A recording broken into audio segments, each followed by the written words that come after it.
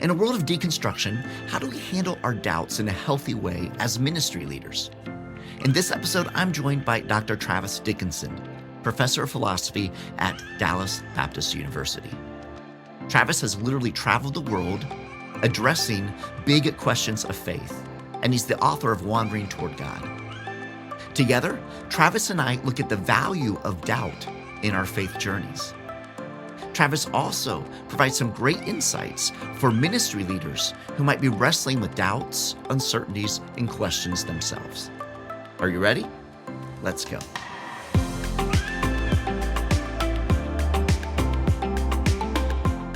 Hello, friends, and welcome to another insightful episode of FrontStage BackStage.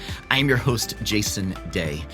Every single week, I have the distinct privilege of sitting down with a trusted ministry leader, and we dive into a conversation, all in an effort to help pastors and ministry leaders just like you embrace a healthy, sustainable rhythm in both life and ministry. And we're proud to be a part of the Pastor Serve Network. And not only do we have these conversations, but our team also puts together a complete resource, a toolkit actually, that accompanies every single one of these episodes. And you can find that at pastorserve.org/network.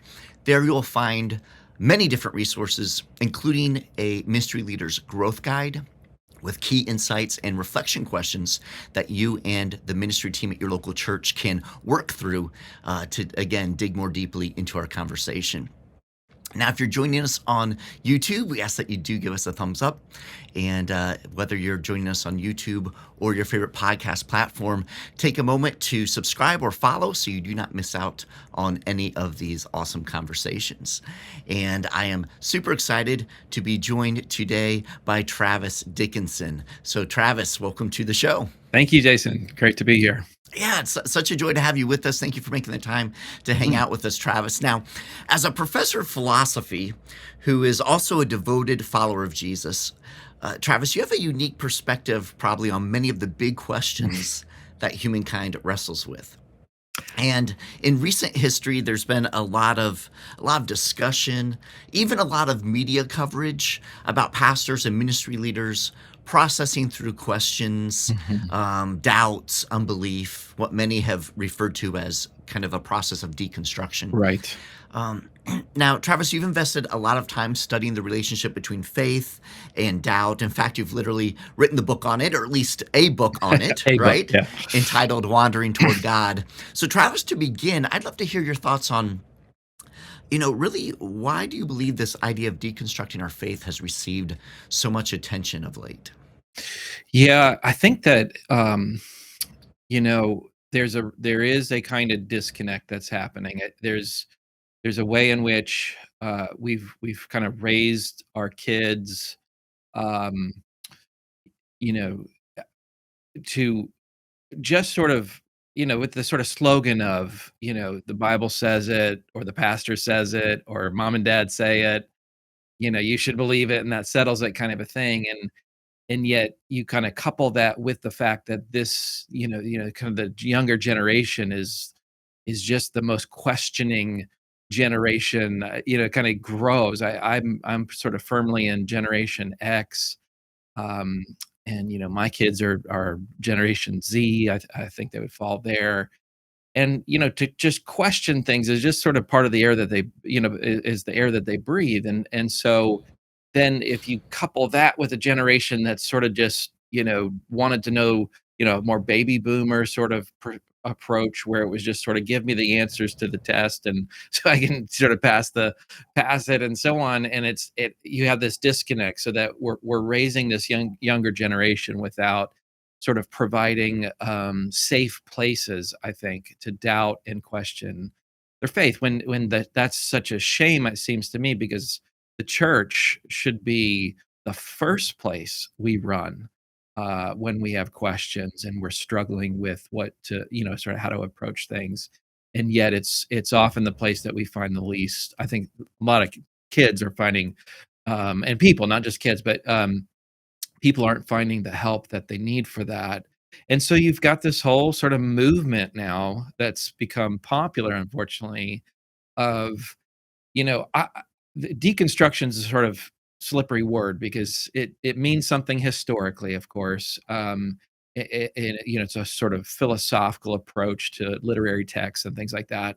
But that's not what most people today mean by deconstruction, and I'm really fine with the idea of deconstruction if it just means really thinking through what we believe and kind of breaking it down and seeing what we should believe and what we shouldn't.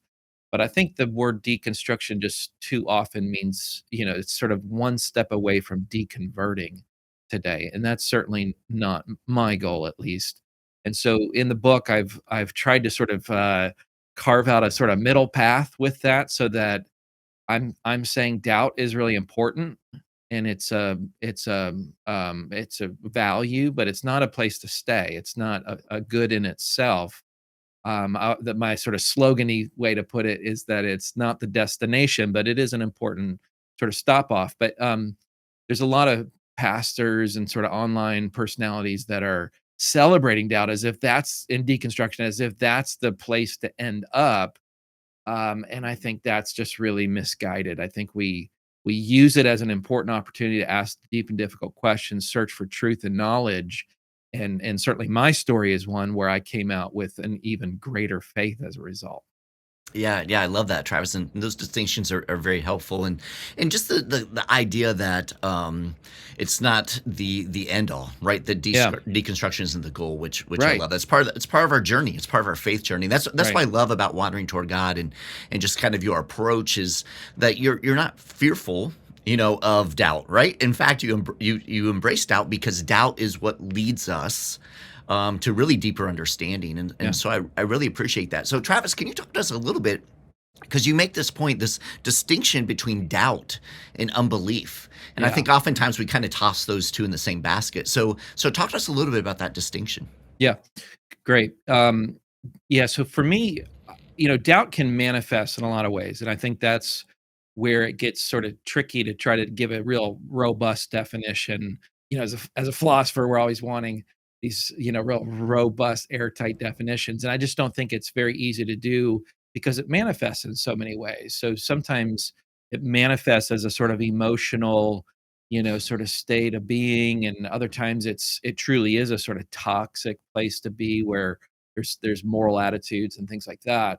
But what I try to do in the book is really boil it down to what I call the core of doubt, and I think of it as just the intellectual tension we experience when we're thinking through ideas and asking questions. Because again, I don't want people to doubt for the sake of doubting, but I do want people to ask questions. I think questions are asking questions, as I say, is a crucial part of Christian discipleship. And I think what pastors need to be doing is providing safe places for people to ask questions, but that does get messy. Mhm. Right? That's why it's wandering toward God, because sometimes that's really what it feels like is we're wandering, but again, not unintentionally. We're wandering in a particular direction. And so all doubt is for me, as I describe it and defend it, is the intellectual tension we experience. It's where an objection or another idea that's sort of contrary to the one to our beliefs has a sort of pull or force.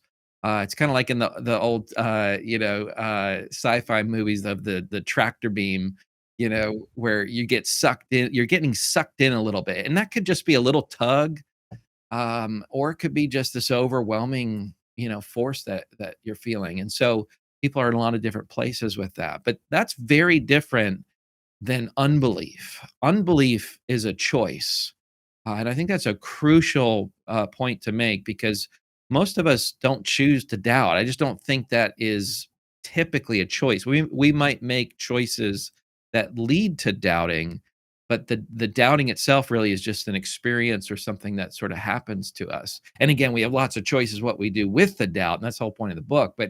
Um, but the doubt itself is not necessarily something that we're choosing, where unbelief is. And I think the best way to sort of get at this sort of quickly is to think of we call him doubting Thomas, but I think he's unbelieving Thomas. Um, so if you think of Thomas's situation, he's the only one of the disciples who didn't get to see the risen Christ. And so the others come to him and say, like, we've seen him, he's alive, like he's risen from the dead. And there you go. He's got good reason to believe, and I'm a little bit reading into the text, but it seems to me that he's hurt or sort of feeling left out.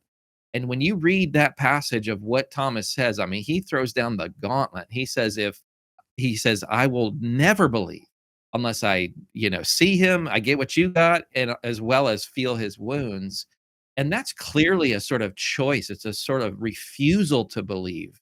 And what the Bible talks about as unbelief. And so that's a really important thing. And so what I like to say, and this is a really big point, is to say that doubts are consistent with faith, right? They're not opposites. It's not like a seesaw. The more faith you have, the less doubts you have. I think these can happen at the same time. Um, I like to give the illustration of getting on an airplane because it's such a crazy thing that we do when we get on airplanes. I mean, if you think about it, like you get onto this little thing, you strap into a little seat belt, this massive craft made of metal. If it's a 747, weighs in at about 1,000,000 pounds. You drive down a little road and you lift off into the atmosphere. And then you cruise at 6 miles off the planet. And it's crazy. And most of us don't know really how that works, right? And so we can imagine ourselves being in the airport, about to get on our flight, struggling, feeling some intellectual tension, having doubts about whether or not this should even be happening. How does this even work? And then when our number is called, we get on that board of the airplane because let's say we're going someplace nice, with a beach and so on. This is what I think is a beautiful picture of the Christian journey in a way, is you can be on the airplane, flying in the airplane 6 miles off the planet, doubting the airplane, right? But you've placed your faith in it. Like you've entrusted your whole life, I mean, literally your whole life, to the airplane. And I think that's a pretty beautiful picture of the Christian journey oftentimes, is that we've entrusted ourselves to Christ. There's no, full stop.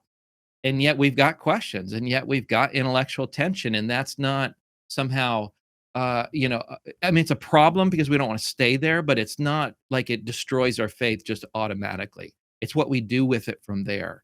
That I think. Sorry, that was a long answer, but that's the distinction between doubt and unbelief. Yeah, no, I love that, and I love that illustration, when I read it in the book about the airplane. Yeah. It does really bring it home because all of us have experienced that, right? Right. So Travis, that's helpful, that distinction between doubt and unbelief. So let's move to, as responsible ministry leaders, right? Yeah. Yeah. How do we handle the issue of certainty? Because you addressed that as well. I think, Yeah. and this was huge. I think this Okay. was great. So talk to Okay. us a little bit about the idea of certainty. Yeah. So one of the things that I always, want to do at the outset of this kind of discussion is be careful to define terms here, because the philosopher has something in mind by certainty that may not be what everybody has in mind. So what I don't mean, or so let me just say what I contrast it with. I contrast certainty, and if we like, let's call it absolute certainty, where it's going to be defined as something like there's literally no possibility of being wrong. Like not even a possibility. It's not even conceivable that you're wrong. Contrast that with a place of confidence, right? Where confidence is where you're assured, like you're moving forward. And the reality is most things in life, we just by definition can't have absolute certainty. Airplanes are another good example there. Like you can't have absolute certainty that your airplane is going to get you where you want to go safely and so on.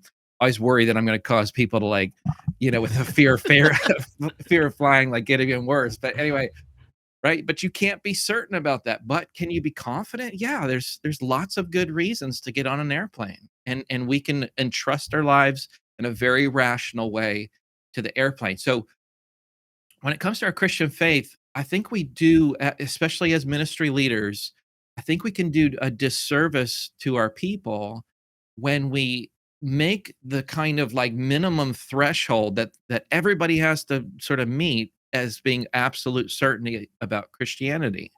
And the reason why that's so difficult, or problematic, is because I think our kids then are getting to, and people are just out there, but I especially, have a heart for this sort of youth exodus problem that we talk about in ministry settings and so on, where so many youth are leaving the church just in droves, 60, 80% of them. What's happening? Well, I think part of it, and I think that's a very complex problem. So I don't want to act as if this is the whole thing, but one of the things that happens is we set absolute certainty as this minimum threshold, and then they get to, a college campus, and their let's say biology professor, philosophy professor, somebody starts challenging them in their faith, and all of a sudden they have questions because they can't hang with that person. They're not, they just don't have the background to be able to do it and the chops to do it, and all of a sudden they have questions, and here's what they don't have anymore: absolute certainty.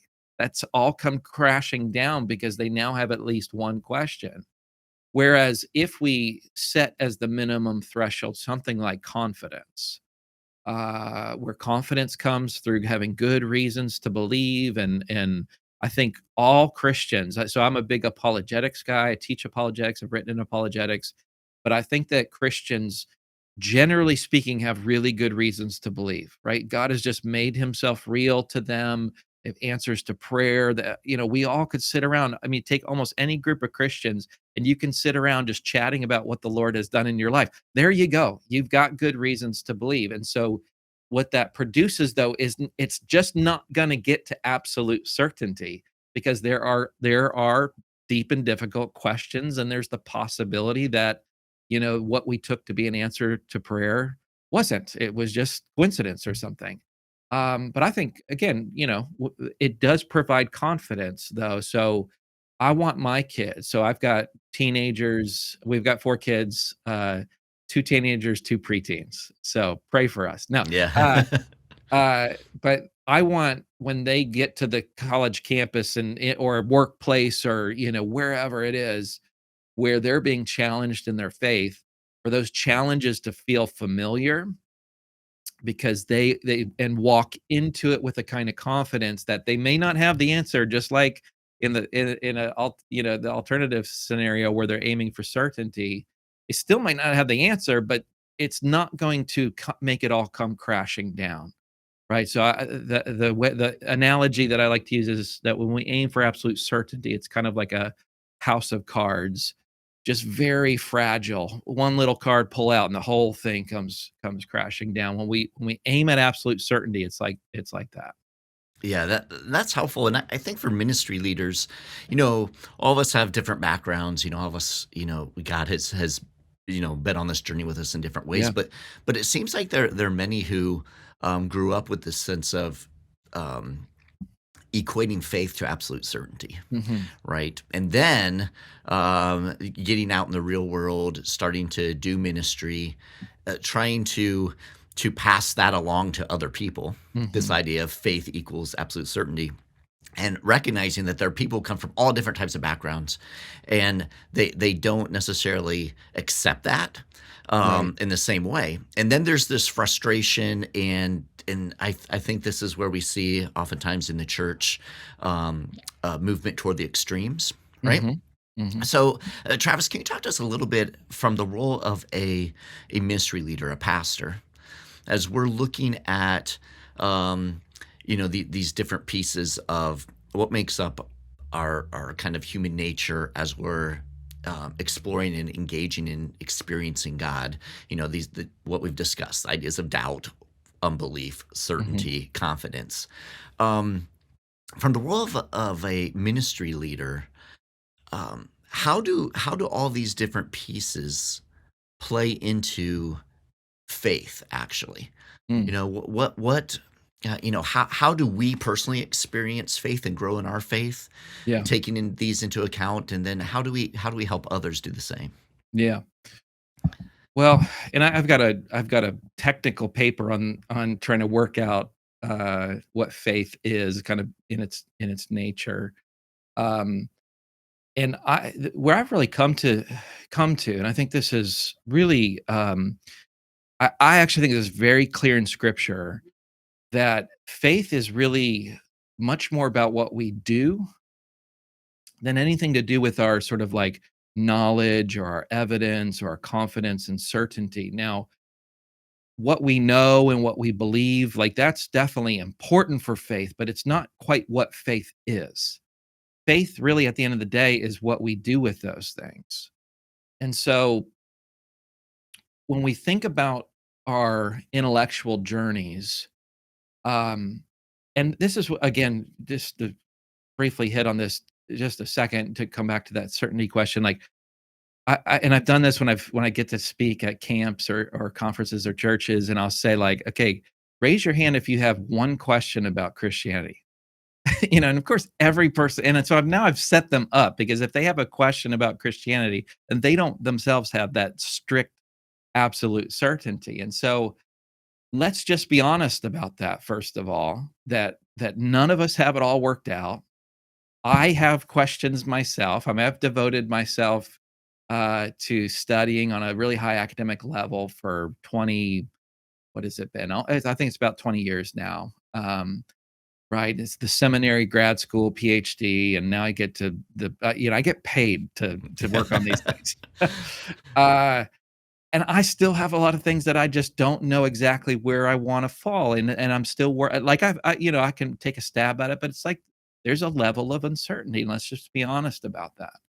And I think what ministry leaders really should think about is how much they're encouraging and sort of making their settings a safe place for people to just be curious and ask questions. And because the story of my life, really, because I grew up in a very I was a ministry kid and so on. Like, one of the reasons why I think I had the struggle with doubts that I did is because I just didn't, it was such a pressure on me to believe, right, as a Mm. kid. And I think pastors' kids and kids of ministry just really experience this, because I wouldn't have been turned out. Like, my parents would have like kicked me out had I, rejected Christianity, but it would have been a really big deal.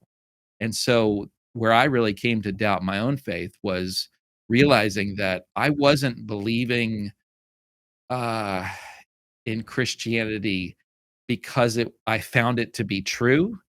I was believing in Christianity because that's what I grew up with, and that's what was there was that sort of pressure on me to believe, and it really threw me for a loop. And I really struggled because it was like, "Oh my word, I've given my life," and I sincerely believe, like, that's the thing. Again, that's consistent with having doubts, but I had to press in. And so I think that's so important, just to create a culture and an openness and a safety in our settings, to be able for people to genuinely ask those questions. Um, and people don't even always know what to ask, right? But they just sort of have some uncertainties, and I think just cultivating that. But I'm also just really big on, because I've got colleagues that, I mean, not here at DBU necessarily, but I've got colleagues in the world of philosophy that sort of their whole aim seems to be that they just wanna get everybody mixed up as much as they possibly can. Like, stir Right. the paint as much as possible, and their job is done. But the way I approach these things and the way I teach philosophy is, yeah, I wanna ask those deep and difficult questions and provocative things, and let's get into it, but also let's try to let's be led to truth. Right? And let's see what the Bible has to say, and let's see where we can end up, because that's the thing in my own, when I doubted my own faith, um, the big worry, of course, is that people worry they're gonna lose their faith. And for me, it was like, I just found lots and lots of answers. I mean, it's almost, flippant how I said it, but I mean, it was a deep struggle and it took time and so on. But at the end of it, really, and, I guess I'm still in it in a way, I found lots and lots of answers, because there really are. And this has always been, part of the Christian tradition, where it's not just believe because this works. It's not just believe and ignore the objections. It's believe because this is true, and there's reasons to believe it's true. And this we have this incredibly rich tradition of apologetics throughout the history of the church. And so, but I mean, man, it's tough because there's a lot of pastors, there's a lot of folks out there that just aren't themselves even aware of that tradition and aware of, kind of what to say and those sorts of things. So I think it's kind of again bit of a rambling answer, but I think creating that culture and then also just for the ministry leader to have wrestled themselves. I mean, that's really what it's about, is that they would wrestle themselves with these questions and then be able to lead others to truth. Yeah, yeah, and I love that approach and just thinking through the idea that we don't need to be fearful of Yeah. questions or fearful of Yeah. doubts, right? Because again, God's not fearful of our questions, never has Right. been. I mean, Right. you read through Scripture, right, and you see again and again and again these people that we now would say are heroes of the faith, Yeah. but they all wrestle. They That's right. wrestled, and so we should find some encouragement from that. And it's kind of almost silly how we put them into one bucket, but then we we turn so, well, we can't have any questions Yeah, ourselves. right, So right. it's interesting. Now, Travis, I'd love for you to. I think this is all very very helpful. There's a flip side of that. There's some in ministry who are really high on the absolute certainty piece, right? And so Mhm. that makes it challenging, a little more difficult when it comes to reaching people who are far from God and engaging in those conversations, engaging with people who didn't grow up in the faith, Yeah. like maybe they did, and so that's one piece. But the other side of it is, and this happens with. This can happen with anyone, is whenever you really run into and hit a roadblock in your own journey of faith, right? Mhm. And so Right. um, there are pastors and ministry leaders, some who might be watching right now, Mhm. who really, they've given their life to this. They maybe they've experienced some hurt, some discouragement, some disappointment, Mhm. some brokenness in it. Things haven't turned out the way that they anticipated. There's been some wounding, those types of things, and then they find themselves in a place where they don't know what to do with their questions, Yeah. right? So I'd Yeah, love for you, absolutely. Travis, to just take a little bit of time Yeah. and really talking to those who are in ministry, those who have given their Yeah. lives to ministry, Right. who are Right. now finding themselves faced with some big questions and some Yeah. doubts. They're the ones that are supposed to have the answers, Right, and yet they're finding exactly. themselves with questions. Yeah. Yeah, no, that's really good, and, what I wanna say to those that are out there that are that fits, their description. First of all, I just wanna say you're normal, right? I wanna let you know that there's not something wrong with you, there's not something wrong with your faith, and in fact, and I love to say this whenever I can, is that I think if you are someone that's sort of struggling with some questions, then it's probably the case that you're more honest in a way, or at least maybe a bit more courageous than others. Because again, you ask any group of Christians if they have any questions whatsoever, and they're going to say yes, but are they really wrestling with them? And I think it takes a really, it takes a lot of courage, especially in ministry, to be honest about the uncertainties that you have and the sort of kind of the disconnects that you're seeing, that you're kind of not sure how to work those out. So okay, so that's first thing. What I recommend here is, first of all, hang on. And let me just again encourage those, for the reason we mentioned before, that faith and being in a place of doubt, there's nothing wrong with that. You can have 100% faith even though you're struggling with doubt. So what I want to do in a situation like that is take some of the pressure Mm. off of the situation, because I think especially for ministry leaders, when they're the ones, again, supposed to have the answers, and yet they're the ones that are doubting, that is just almost like a bomb about to go off, right? And so we wanna dismantle that a little bit. We wanna take the pressure off and just say, "It's okay." It really is okay if you have some questions, because, again, we don't need to have absolute certainty about these things. I could literally, um not know how to answer, say, the problem of evil, and that's okay. And that's, again, it's not to say don't think about it and don't pursue it. Don't, but why would I need to? as long as now, let me just make sure I say that carefully. As long as I have really good reasons to believe that God exists, that God is good. I mean, this is, I think, Job, honestly. That's a probably longer conversation for another time, but, Job doesn't ever get any answers, right? I mean, we know more about Job's situation than Job does because we have Right. Job 1 and 2, and so at the end of it, what does he get? He just gets God. He just gets that God is there, that he is good, that he is sovereign, that he's powerful, and so he could be, a person could be struggling with problem evil and just have all kinds of reasons to believe that God's there and we're good. Like we're kind of good. Struggle with it, wrestle through it, but first and foremost, hang on. Don't jump ship only because you have doubts, right? Only because. Okay. But then, what I might, and this is a little slogany too, but this is a Dallas Willard claim that we want to doubt our doubts. So let that pressure off, give yourself a break, take a deep breath. But now you want to investigate and you want to doubt your doubts because what I have found is that, and again, it's not always knock down, drag out where I just, don't have any follow up questions. But I have found that Christianity has the resources to answer all of our deepest questions. I really have. I mean, and that's just as honestly as I can look at these questions. Um, right? I find the Christian answers to just be incredibly compelling. Again, as honestly as I'm sure I'm biased in that, but I really do find myself intellectually satisfied. And again, I do this for a living, so I take it that I've looked at the hardest, and I'm kind of like, again, I get paid for it, so I'm looking for the hardest questions out there. And again, it's not to say that we always have this knockdown, drag out answer, but I do think that we have satisfying answers. And so look into it.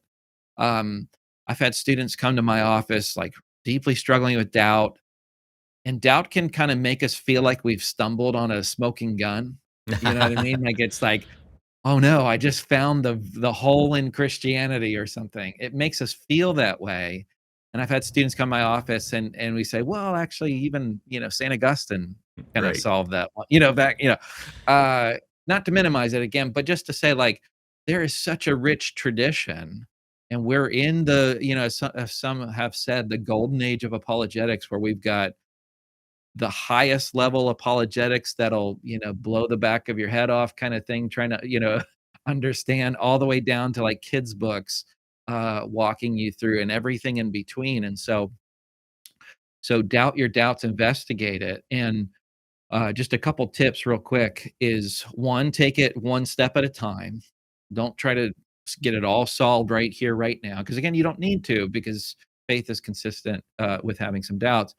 Two, um, do it in community as much as you can. And again, that's probably one of the harder pieces for somebody that's in ministry, because you need to be careful about who you kind of let into those really deep struggles in some ways, or at least that's how we feel.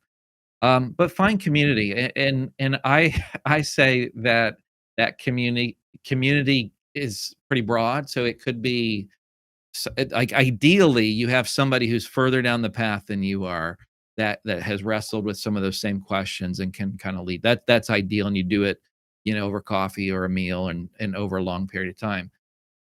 But a lot of us, again, we just don't have that available to us. So again, the books, we've got just so many resources out there and so on.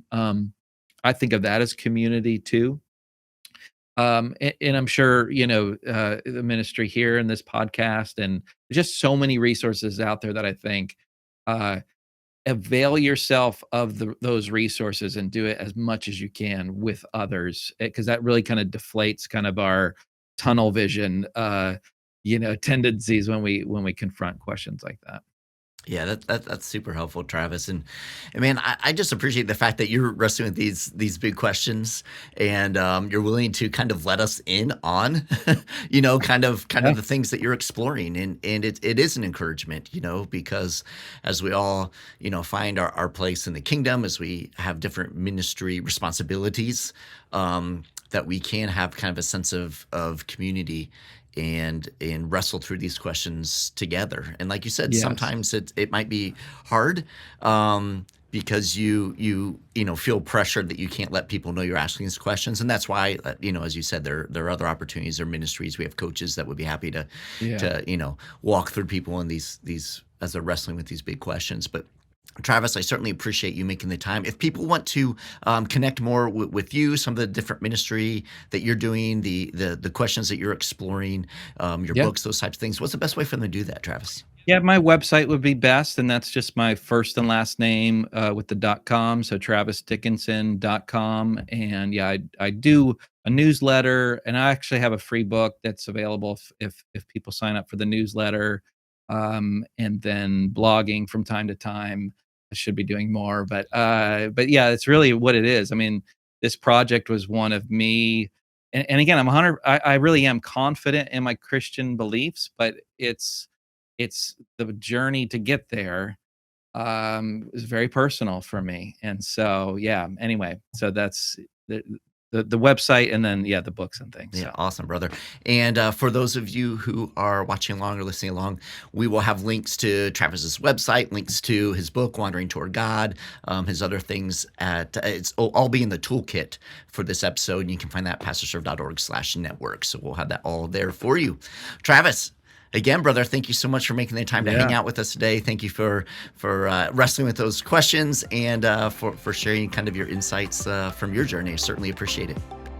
You got it. Thanks for having me on. It's been a blast. All right. God bless you, brother. You too.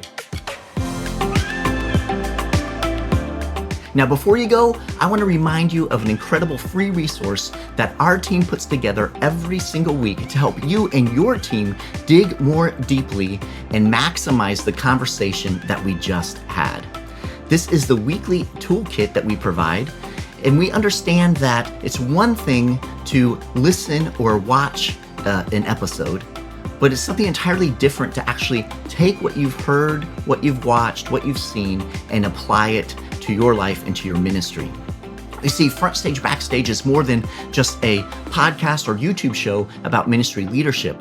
We are a complete resource to help train you and your entire ministry team as you seek to grow and develop in life and ministry. Every single week, we provide a weekly toolkit, which has all types of tools in it to help you do just that. Now, you can find this at pastorserve.org/network. That's pastorserve.org/network. And there you'll find all of our shows, all of our episodes, and all of our weekly toolkits. Now, inside the toolkit are several tools, including video links and audio links for you to share with your team. There are resource links about different resources and tools that were mentioned in the conversation, several other tools, but the greatest thing is the Ministry Leaders Growth Guide. Our team pulls key insights and concepts from every conversation with our amazing guests. And then we also create engaging questions for you and your team to consider and process, providing space for you to reflect on how that episode's topic relates to your unique context at your local church, in your ministry, and in your life. Now, you can use these questions in your regular staff meetings to guide your conversation as you invest in the growth of your ministry leaders.